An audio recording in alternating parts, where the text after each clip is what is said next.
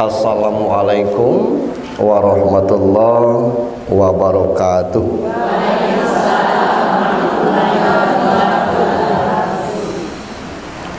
Innal hamdalillah, alhamdulillahilladzi hadana li hadza wa ma kunna linahtadiya laula an hadanallah.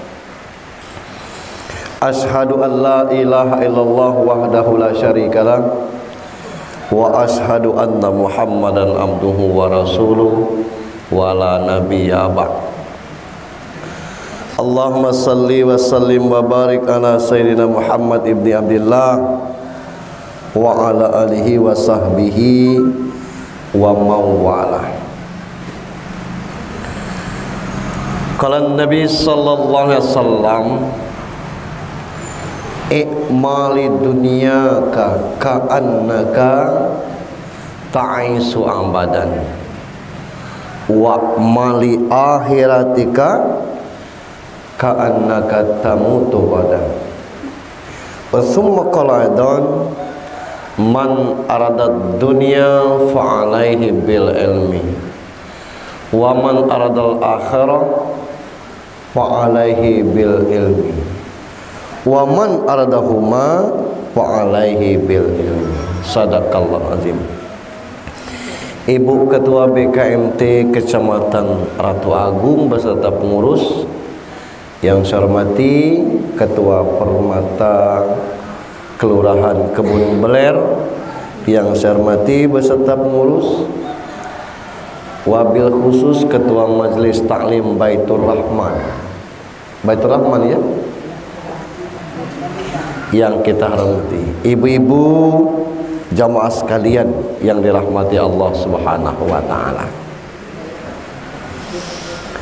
Fazkuruni azkurkum waskuruli wala takfurun. Ingat terus kepadaku, kata Allah, aku akan ingat kepada kalian. Kenapa? Allah tidak butuh kita, kitanya yang butuh Allah. Habis segala makhluk bumi ini, Allah tidak rugi. Itu sujud galau makhluk Allah di bumi ini, Allah tidak untung. Ingat atau lupanya kita kepada Allah, kembali kepada kita. Nah, salah satu cara mengingat Allah itu, ini salah satunya, dengan menghidupkan pengajian. Terserah apa bungkusnya, apa permata, apa majelis taklim, apa BKMT, apa kelurahan, apa RT, silakan. Waskuruli wala takurun, bersyukur kepadaku, jangan ingkar. Sebab wa may yazkur fa innama yazkuru li nafsihi wa man kafara fa innallaha ghaniyyun hamid. Kalau kamu bersyukur, syukur itu untuk kamu tulah. Kalau kamu ingkar, azab Allah sangat pedih. Dan Allah tidak ada untung ruginya kalau kita tidak bersyukur. Kita hadir ke sini tandanya kita sehat. Insya Allah sehat jasmani, sehat rohani. Untuk menghidupkan pengajian itu bukan pekerjaan mudah.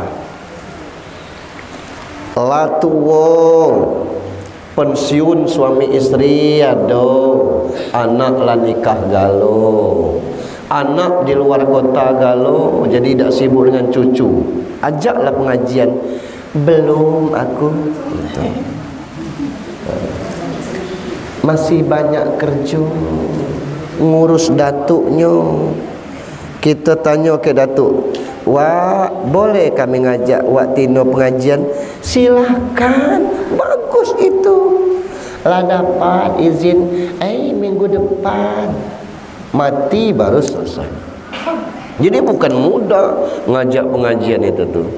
Ada ibu anak banyak, suami cerewet, sempatnya pengajian itu. ada izin suami, adalah walaupun sambil merengut mengizinkan tadi itu kan, ada izinkan.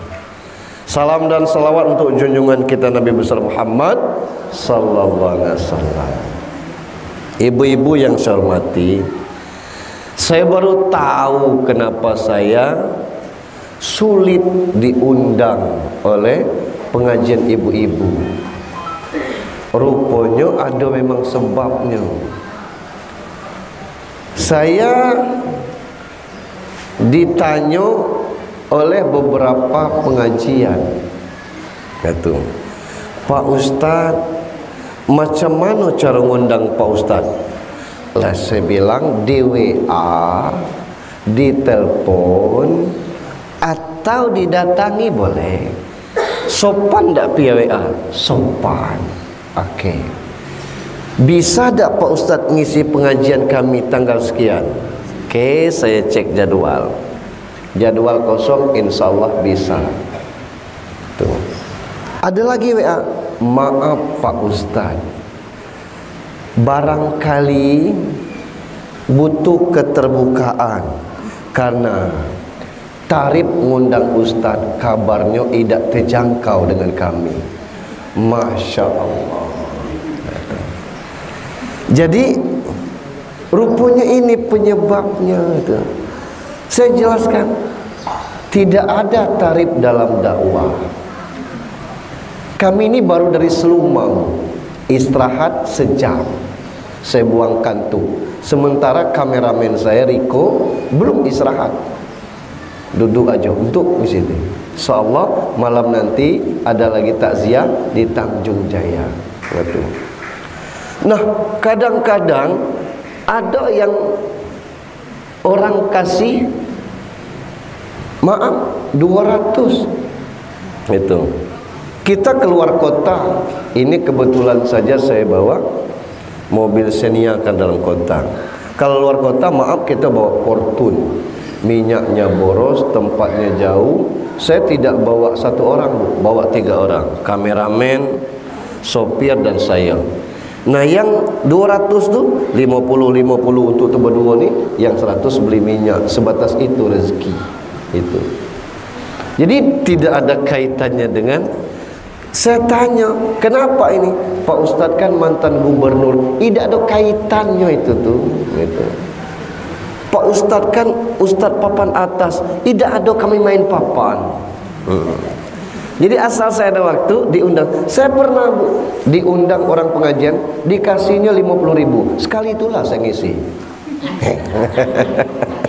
Guyon Bu. Jadi kenapa ini perlu saya klarifikasi?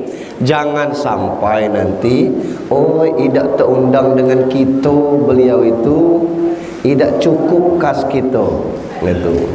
Kalau ibu nak ngetes balik kelak, jangan kasih apa-apa ya. Tidak datang lagi gitu. Ya. Ibu-ibu yang saya hormati, itu supaya jangan sampai ada tarif-tarif yang seperti itu ya. Salam dan salawat untuk junjungan kita Nabi besar Muhammad sallallahu alaihi wasallam. Yang mana yang jelas? Cek. Jelas yang ini ya. Oke. Iko palak saya sakit ngapur. Rupanya gara-gara ini. Oke. Cek. Bagus yang ini. Yang ini. Oke. Cek. Oh. Yang mana? Yang pakai tali? Oke. Ibu-ibu yang saya hormati, kita pengen jadi muslim tuh muslim yang sempurna nih. Nah maka itu kita terus belajar itu. Tapi untuk di kita ini kondisinya serba tanggung.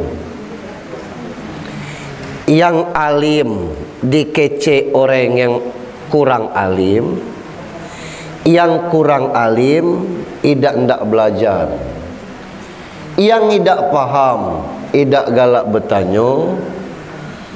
Yang paham, tidak juga galaknya ngajar kalau tidak ada sebab. Misal, ibu nunggu jualan Batam misalnya, atau toko pakaian di pasar, tempatnya sempit, jam-jam solat, ibu solat. Orang yang tidak paham, nak temunta aku nengoknya, Cak Kalim yang sembahyang. Ada orang cak itu tu. Kalau ada orang muda itu tu, kalau pacak muntah mising sekalian. Nak ngapo nak temunta nengok orang sembahyang? Karena itu tadi, tidak adanya support. Ya Allah, iri aku nengok ayu tutup dulu jualan sembahyang. Itu mestinya. Belum lagi yang lainnya. Asal masuk Idul Adha, berkeliling pengurus masjid minta macam mana supaya kurban ni banyak.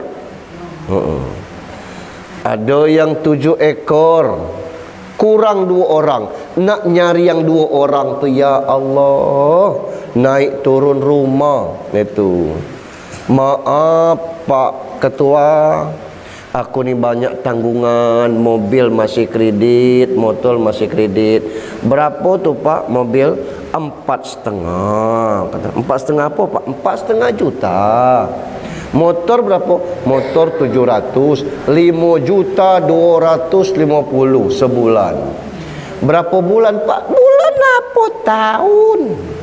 Motor 3 tahun, mobil 5 tahun.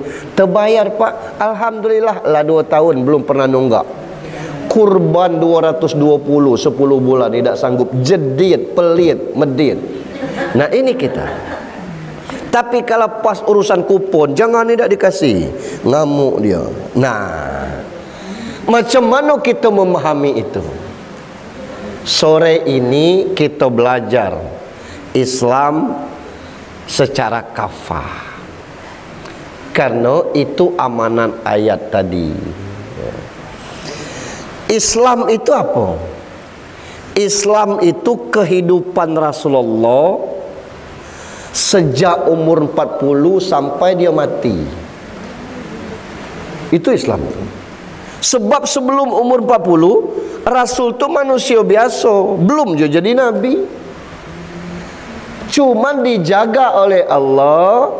Orang minum-minum dia tidak ikut, orang judi dia tidak ikut, orang nyembah berhala Latah, Uzza, Manat, Hubal tidak ikut. Nah ketika Mekah dengan kondisi buruk seperti itu, tino-tino boleh dijual, harta warisan tidak kebagian, punya anak tino dibunuh. Itu kan kerjanya Umar bin Khattab tuh, membunuh anaknya itu. Ini kisah nyata. Itu kondisi waktu itu. Umur 40 tahun setelah bermalam-malam semedi, turun SK, Iqra.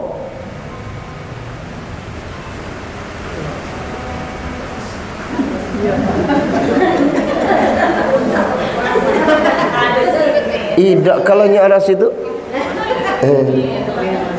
Ngapa dah? Iqra bismi rabbikal ladzi khalaq. Baca. Ibu-ibu tahu apa yang disuruh baca di situ? Tidak ada perintah baca apa. Iqra, bacalah. Ketika tidak ada perintah untuk baca apa-apa, segalanya baca. Itu. Celentang kecelakaan, ngapo? Kencang ego, katakan. Itu lambat ego kecelakaan. Baca. Itu. Celentang musibah, dikit niat orang yang datang. Ngapo sombongnya dia, acara orang tidak galak datang. Baca. Begitu musibah, alang kerame, kursi kurang. Kata Pak RT, ambil kursi tetangga ni. Tidak lemak kita orang tegak ni. Siapa orang? Orangnya basah kering, ada orang musibah dia ada orang pesta, tahan kerja apa baik. Sekarang ni kita bingung nak nyari orang model ni di mana. Aku tidak kenalnya, cuma dengar kata dia orang itu orang baik, aku datang. Tidak banyak orang kenal, tapi Allah kirim orang untuk takziah. Ini kita baca. Ada orang membaca Al-Quran sama baik sin sim sa. So, ngapo Latinnya yang dibaca? Lah tidak ada sin sim di Latin tu sama, paling sia. Itu tidak ada dia baca sia itu. Syukur itu. Ada masjid Asy-Syifa dibaca Asy-Syifa. Asy-Syifa. Asy-Syifa tu dibaca Asy-Syifa. Padahal Asy-Syifa karena Asyifa. Asy-Syifa dibaca Asy-Syifa. Apa tu? Karena tidak pacak ngaji. Tidak perlu nak renyeng nian Pak Ustaz. Banyak yang dicetak Latin. Sering saya sampaikan, membaca Al-Quran pakai huruf Latin hukumnya haram. Baru dengar Pak Ustaz, nah terlambat berarti. Ngapo? Tidak bisa huruf Arab tu dilatinkan. Walad dolin tu cuba cek, walad delolin. Iya tulisannya. Orang tidak bisa membaca Al-Quran, walad delolin dibacalah. Padahal walad dolin. Paling dia baca tidak panjang. Padahal ada tanda yang cak mata pancing tu. Waladol. Ada l-nya tu. Waladolin. Amin. Melah balik kita ibu ni baru sampai. Ini Al-Quran. Nah untuk itu, macam mana Islam secara kapak itu dicontohkan Rasul, kepribadiannya, rohaninya, cara ibadahnya, akhlaknya, cara berumah tangganya, termasuk bagaimana akhlaknya itu. Di mana kita contoh? Kata Allah Al-Ahzab 21, laqad kana lakum fi Rasulillah uswatun hasanah. Pada diri Rasul itu teladan yang baik untuk dicontoh. Tapi syaratnya 3. Apa syaratnya?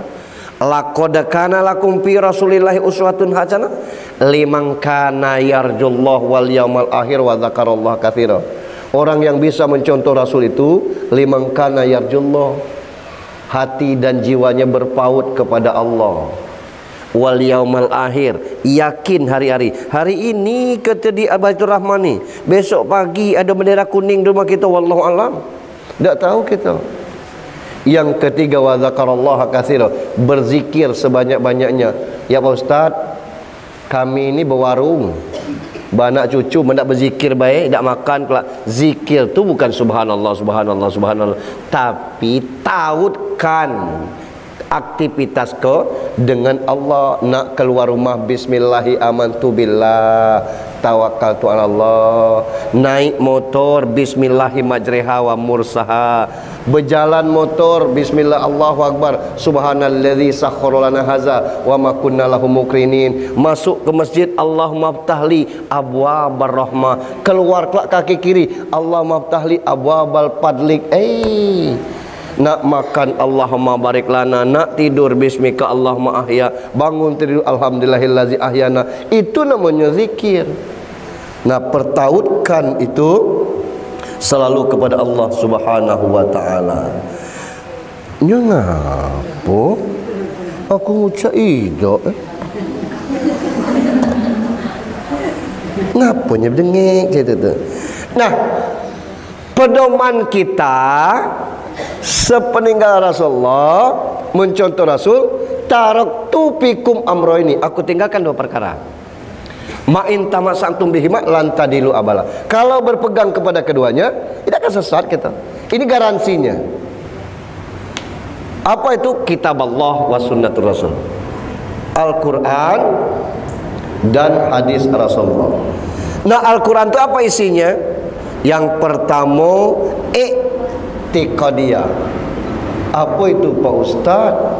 Terkait dengan hukum-hukum yang berkenaan dengan keimanan, tauhid. Yang kedua, isi Al-Quran itu syar'iynya, terkait dengan masalah hukum politik dan macam-macam. Ada orang ngomong, maaf ya, ini grup Permata, jangan ngomong politik di sini. Lah saro gitu. Yang tidak boleh tu ngupat. Tapi kalau politik tidak baca, kita tidak, Islam memerintahkan itu. Yang ketiga, khuluqiyah, hukum-hukum yang berkaitan dengan akhlak. Itu kalau Al-Quran. Hadis, iman, Islam, ihsan. Umar sedang duduk bersama dengan Rasulullah, datang seseorang nanya dengan Rasulullah, wahai Rasulullah, apa itu iman? Kata Rasul, iman itu engkau percaya kepada Allah, percaya kepada malaikat Allah, percaya kepada Rasulnya, percaya kepada kitabnya, percaya kepada qada dan qadar, percaya kepada hari akhir. Ngangguk lanang tu. Lalu apa itu Islam? Islam, engkau bersaksi tidak ada Tuhan selain Allah, dan engkau bersaksi bahwa Muhammad Rasulullah. Apa itu ihsan?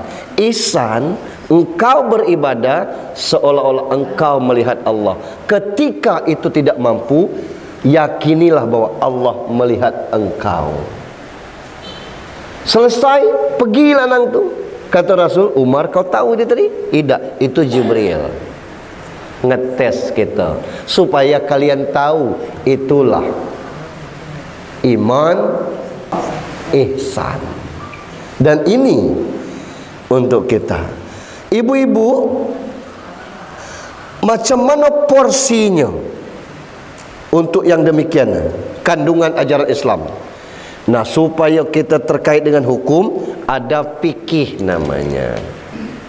Fikih ini berkembang terus, Bu. Zaman Rasul tidak ada perkabaian, tidak ada donor darah, tidak ada donor mata, tidak ada namanya transfusi darah, terkait dengan kalau ibu tu bahaya tapi dia subur dan dia ikhlas untuk dipotong, sterilisasi, tidak ada. Ini kajiannya fikih itu. Dulu kita serba terbatas. Ibu-ibu nyimpan duit di dado sini. Sekarang tidak lagi zaman situ. Macam mana pemanfaatan bank? Muncullah riba dan bagaimana. Nah, orang yang sempit pikirannya langsung memponis bank itu riba. Tapi macam mana sanak kita yang di kampung, yang jauh dari kota, mana ada bank Islam di situ? Yang ada cuma satu-satunya barangkali, ya bukan promosi, BRI di kecamatan letaknya. Tidak pula syariah. Dia nabung untuk keamanan daripada rumahnya terbakar habis galau. Itu. Apa yang model ini kena juga dosanya? Wallahu a'lam bissawab. Jadi jangan kita sempit memikirkannya. Itu. Lalu ada kerohanian. Yang berikutnya ada akhlak. Nah, kita lihat apa tugas Nabi. 3 misi utama Nabi. Yang pertama, kerohanian. Isinya adalah tauhid, akidah, hablum minallah, sama baik itu. Di dalam keimanan kita kepada Rasulullah Muhammad SAW dalam menjalankan ibadah tentu lebih dari kita. Sesuatu yang sunnah bisa jadi wajib bagi Rasul. Solat witir itu sunnah bagi kita, bagi Rasul wajib.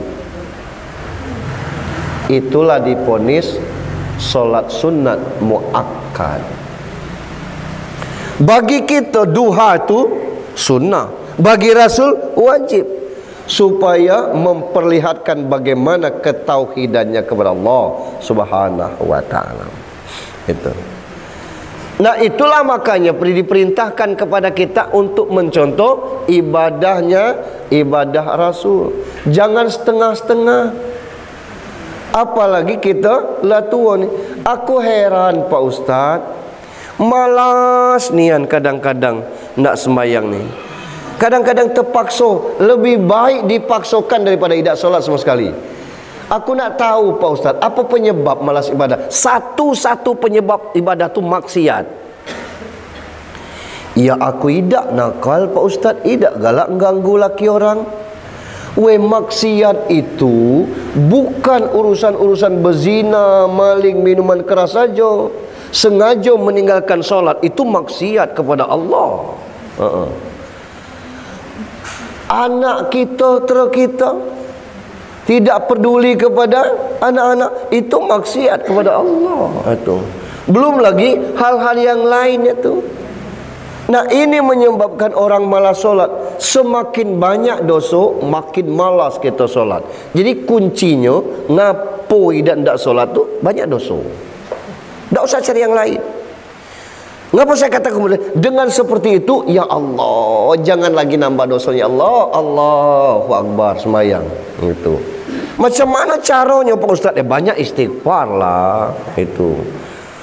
Ukuran kita ni tidak layak lagi sembahyangnya cuman 5 waktu. Minimal ada 12 rakaat tambahannya Bu. 4 rakaat sebelum zuhur, bikin 2 rakaat sebelum subuh. Jangan ditinggalkan lagi 12 rakaat ini. 6 rakaatnya sesudah. 2 sudah zuhur, 2 sudah maghrib, 2 sudah isya. Biasanya kami 2 rakaat sebelum zuhur Pak Ustaz, bikin 4 gini. Karena sunat muakkadnya 4 rakaat. Itu kalau tidak sempat tahajud, tidak sempat duha. Itu bukti tauhid kita kepada Allah. Yang kedua, akhlak, moral, attitude, hablum minan nas, itu sama baik. Khairun nas anfa'uhum linnas. Baik manusia tu kalau berguna bagi orang lain.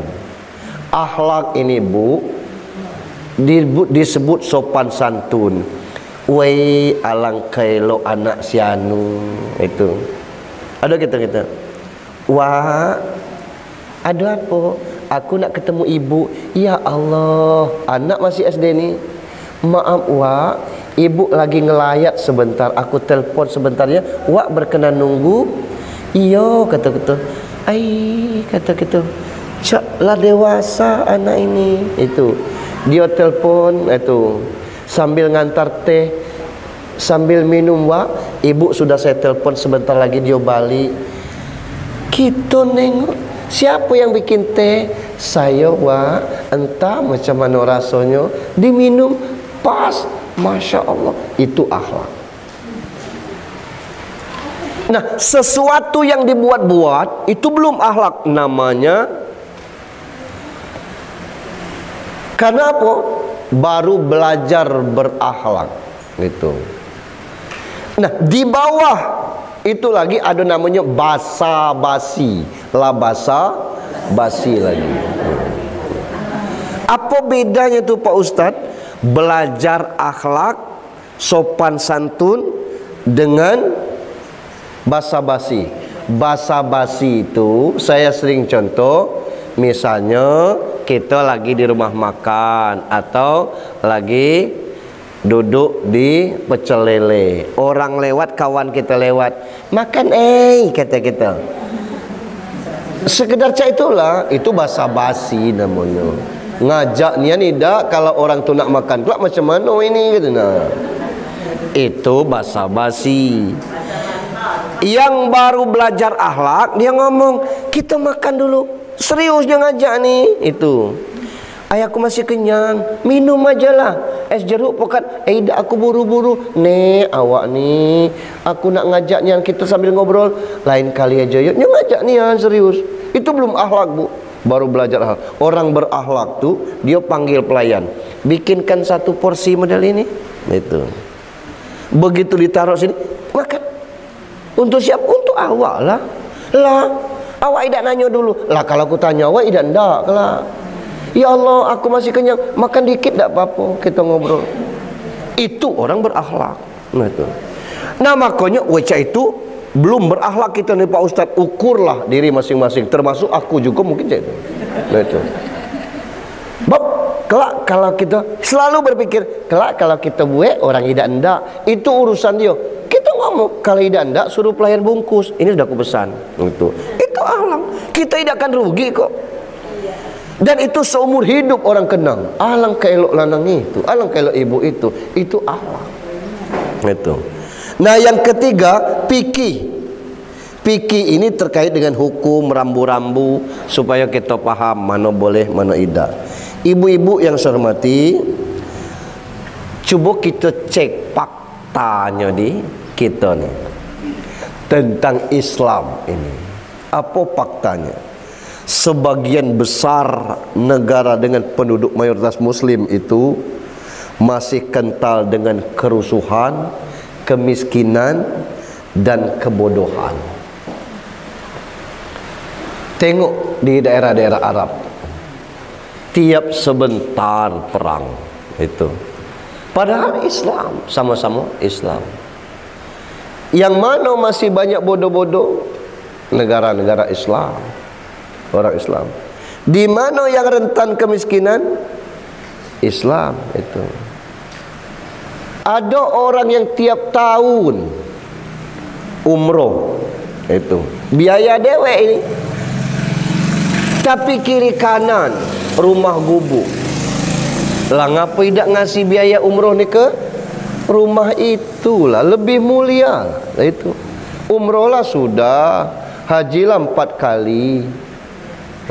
Ini tiap tahun umroh. Memang dapat ya duitnya 37 juta, 40 juta berangkat. Kadang ngajak isteri dan sebagainya. Berdoa dengan tetangga. Kemana Pak? Alhamdulillah umroh lagi kita. Nah, kenapa jiwa sosial kita tidak berkembang? Seolah-olah hablum minallah ini lebih, tapi tidak ada hablum minannas.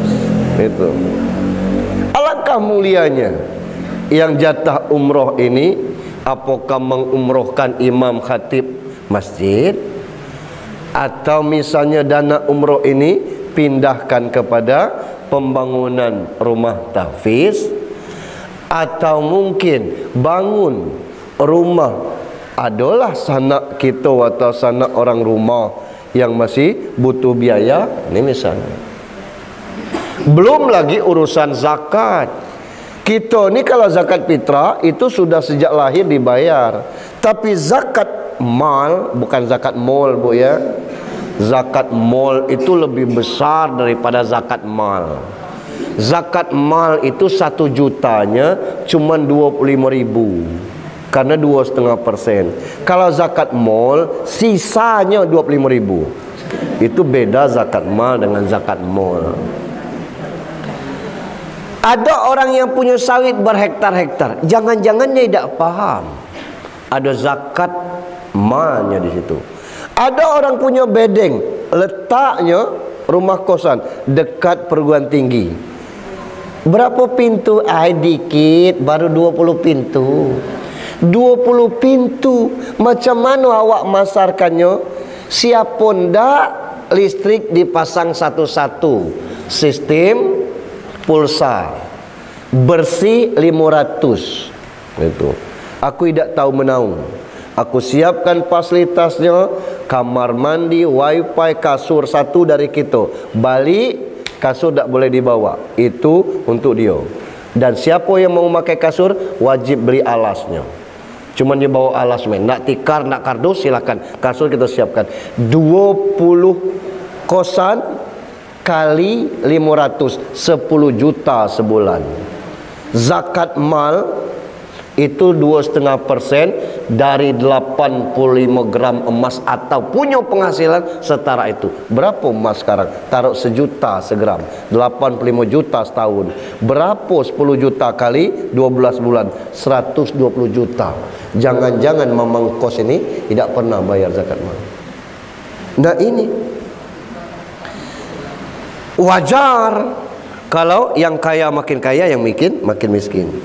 Yang kedua, Indonesia negara terbesar penduduk Islamnya dan termasuk 5 besar negara terkorup, dan termasuk 140 penerapan hukum Islam. Yang tidak Islam justru menerapkan hukum Islam. Saya pernah buka YouTube-nya almarhum Kiai Haji Hasim Muzadi. Dia pernah kehilangan dompet di salah satu bandara negara non muslim. Begitu dia sampai rumah, lusuhnya dompet itu sampai ke rumah lengkap dengan isinya. Dia telpon kawannya dari kunjungan negara itu, kok dompet saya bisa kembali lagi padahal jatuh di bandara? Negara kami menghukum siapa yang ketemu barang orang, kalau dia tidak kembalikan maka penjara bagi dia. Maka yang mengembalikannya itu termasuk kewajiban bagi dia.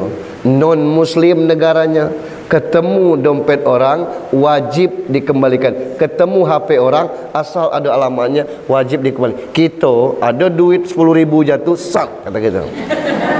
Belum balik, lajulah duluan gitu. Nunggu apa? Kelak bentar lagi itu. Baru nunduk dekat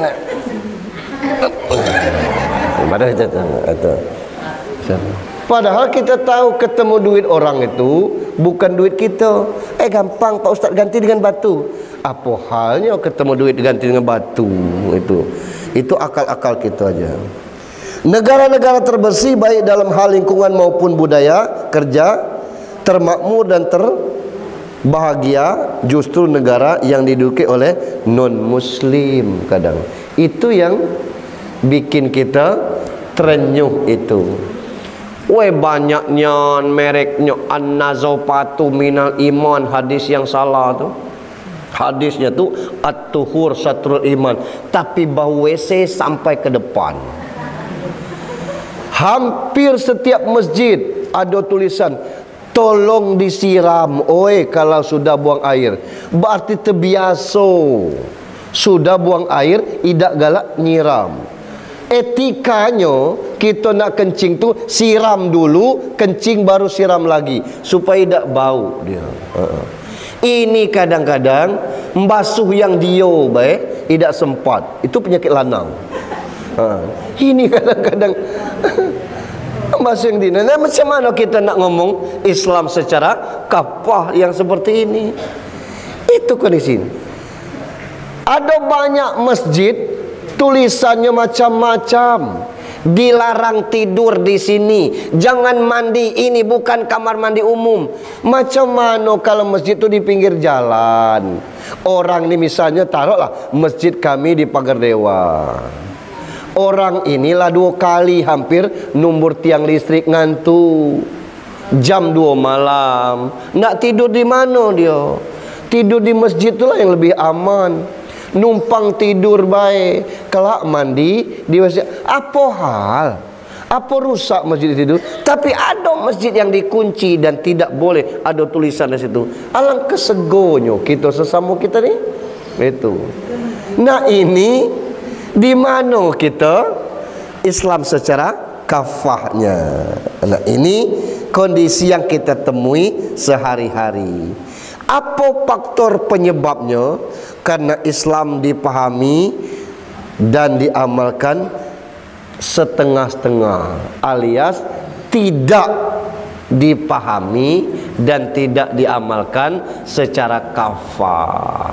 Itu kita punya grup WA itu untuk saling bagi informasi, bukan saling ngupek.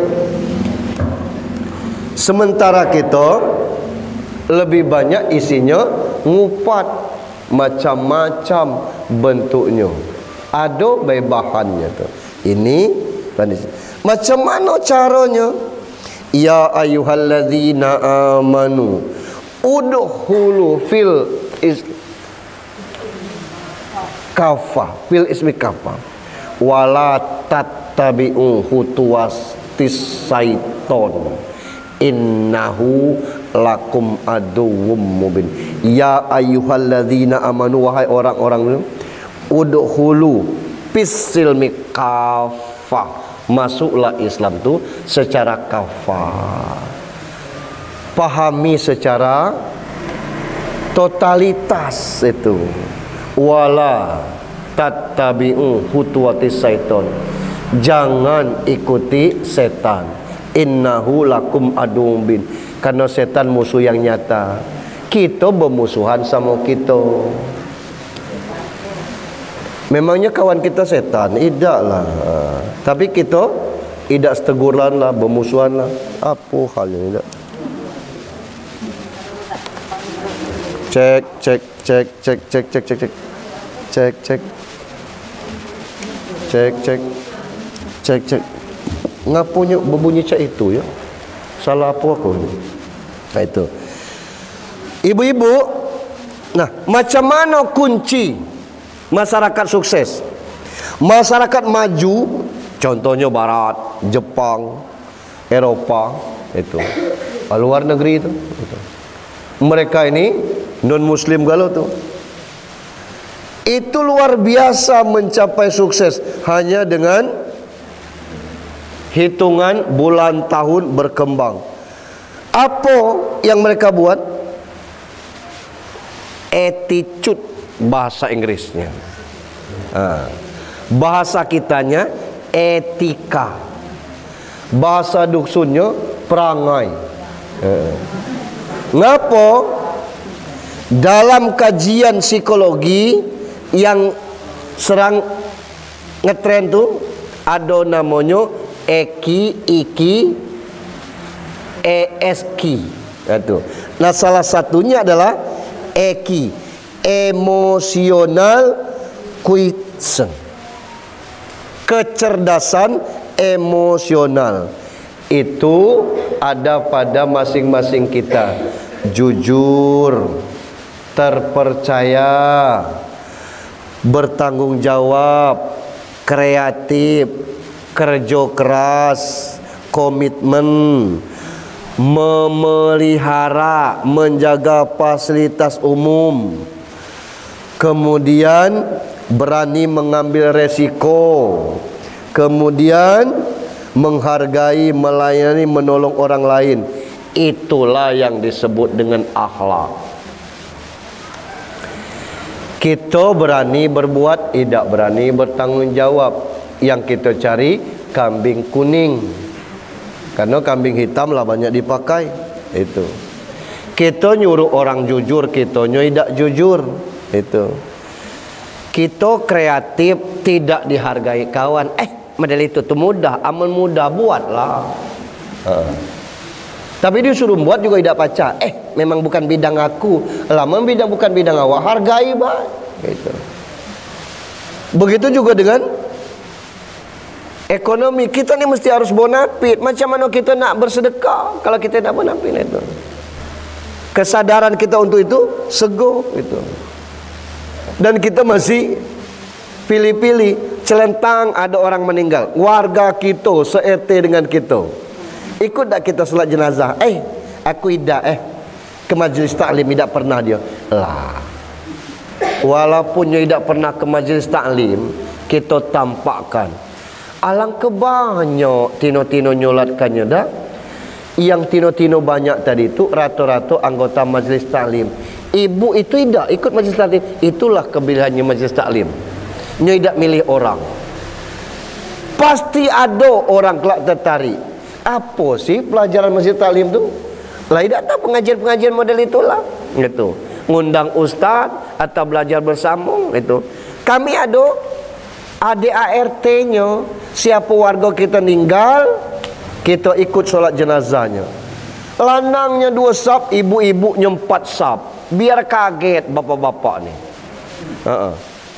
Apalagi permata, meninggal salah satu jemaah permata, tolong di WhatsApp, hadir roy, tidak takziah tidak apa-apa, tapi hadir dalam solat jenazahnya, bawa kafe, tidak ngelayat tidak apa-apa, hadir dalam solat. Wih, kalau seperti ini program kerja kita, Masya Allah, luar biasa kita.